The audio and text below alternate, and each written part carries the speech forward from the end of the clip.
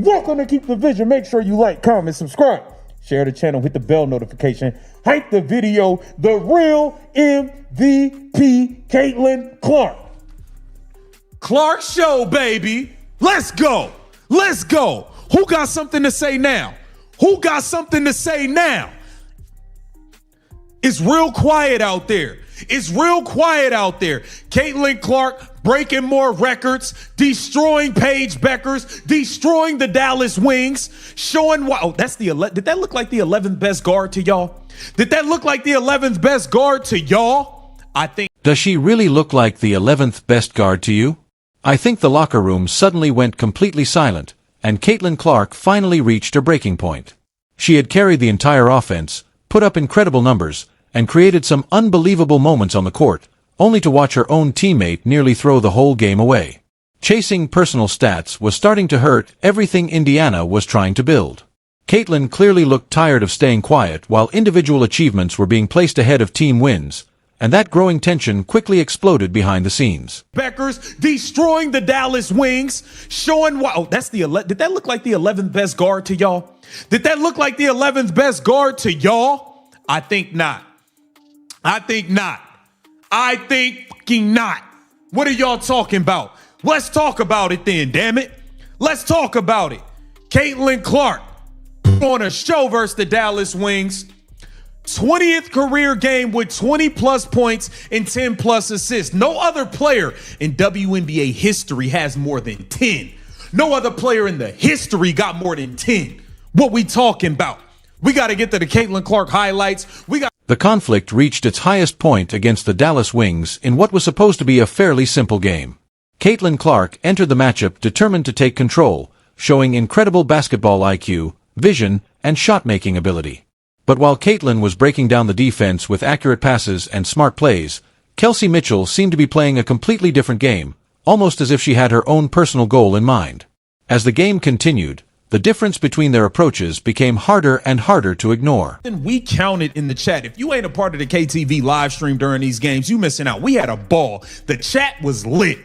We counted 10 missed layups that would have been Caitlin Clark assists. That means she would have had a 20-20 game if y'all could just make some goddamn layups and be professionals like y'all supposed to be. It didn't matter. It didn't matter. Third quarter, this was a piss poor game in the first half. Third quarter, what happens? Caitlin Clark put on that cape, 17 points in the third quarter. And the most disrespectful thing happens once again. Stephanie White sabotaging Caitlin Clark for Kelsey Mitchell.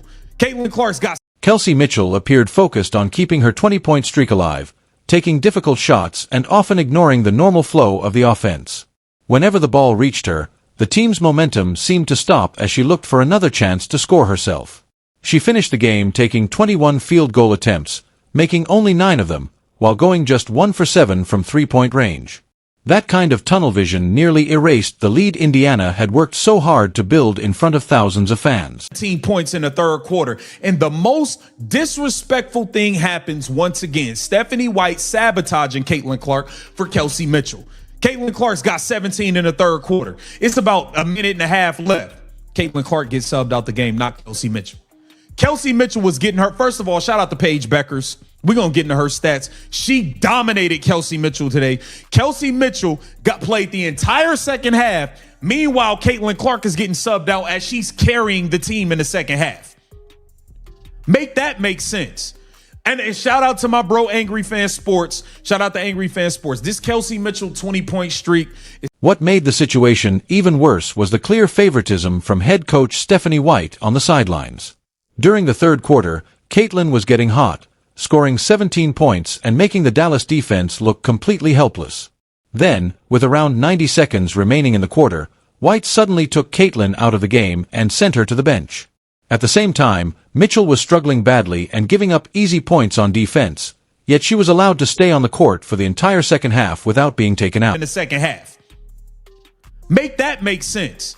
And shout out to my bro, Angry Fan Sports. Shout out to Angry Fan Sports. This Kelsey Mitchell 20-point streak is starting to feel like the Angel Reese double-double streak in Chicago, where we are forcing it to make sure she gets 20. Kelsey Mitchell should not have played the whole second half. She didn't have to play every minute of the second half. Why is Caitlin Clark getting subbed out when she got 17 in the quarter and she's carrying the team, but Kelsey Mitchell was staying in because y'all wanted her to get that damn 20 points? Let's be real here.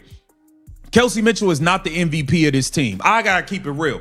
When you are a one-trick pony, insiders and analysts quickly compared the situation to the controversial double-double streak that caused problems in Chicago earlier in the season. Forcing a player to get extra touches or changing rotations just to protect a personal statistical streak can damage the team's chances of winning. When a player is struggling to score efficiently, keeping them on the court simply so they can reach 20 points sends a very bad message to everyone in the locker room. The different treatment Caitlin Clark was receiving was becoming impossible to ignore. Because y'all wanted her to get that damn 20 points. Let's be real here. Kelsey Mitchell is not the MVP of this team. I gotta keep it real. When you are a one-trick pony and that one trick don't work, the pony can't be in the show. And Kelsey, the difference that you saw tonight, even with Paige Beckers go and get you 6 rebounds, 5 assists, do this, do. Everybody else that's in the MVP has to do some of everything. Kelsey Mitchell is the only person that gets away with just doing one thing, and that's it. Caitlin Clark, 29 points, 10 assists. All the other MVP candidates, Asia Wilson getting 20-some points, 12 rebound. Everybody else. The box score gave a very clear picture of who was actually controlling the team's success on the court. Caitlin Clark delivered an incredible performance with 29 points, 10 assists, and an impressive 61% shooting percentage from the field.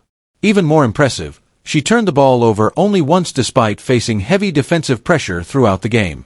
Her performance made it clear that she was playing at a completely different level compared with the typical scoring guards around her. At all. Let's get into this right here, man. Let's get into it. We got highlights to get to, a bunch of things to get into, man.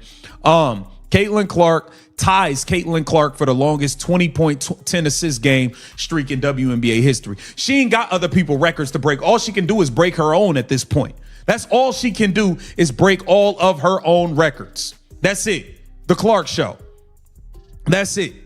I'm going to get, let me get into Caitlin Clark was 11 of 18, 2 of 8 from 3. And this is a game she didn't even shoot the 3-point shot well. 29 points, 10 assists, 1 turnover. Y'all love to talk about turnovers when it comes to Caitlin Clark, right? Meanwhile, the defensive matchups exposed Mitchell even more as Paige Beckers went on an incredible run for Dallas. Paige controlled almost every part of the game, scoring 29 points while also making plays for teammates and grabbing important rebounds. True franchise stars can still affect the game in many ways even when their shots are not falling, but Mitchell provided very little beyond taking a large number of scoring attempts. When that one part of her game is not working, the entire team can suffer badly on the defensive end. Night too. Step back, knocks it down. Handoff. Caitlin Clark getting in the lane, straight line drive, finishes it. Caitlin Clark is unstoppable, the most dominant guard in this league. Playing the passing lanes, getting a steal, getting downhill, laying it in. This is that second half. This that second half where she took over. Putting the moves on Odyssey Sims. Odyssey Sims can't guard no damn Caitlin Clark. Get your ass up out of here. Caitlin Clark was cooking. In transition, you thought she was going to raise up from 3. She goes right by you. Too easy. Too easy. Coming behind the screen. Gets behind her. Getting in the mid-range. Pull up. Bucket. Caitlin Clark's unselfish play was basically the reason Mitchell was even able to reach her scoring milestone in the fourth quarter. Caitlin had plenty of chances to score more than 30 points herself and set even more personal records against Dallas. Instead, she passed up open shots, attacked the basket, and delivered excellent backdoor passes that gave Mitchell easy layups. Caitlin put aside her own numbers to help a teammate who had been slowing down the offense. That difference in their approach makes Caitlin's frustration understandable to anyone who watches the game carefully. Caitlin constantly makes the players around her better, creating open shots against double teams and finding teammates for easy baskets.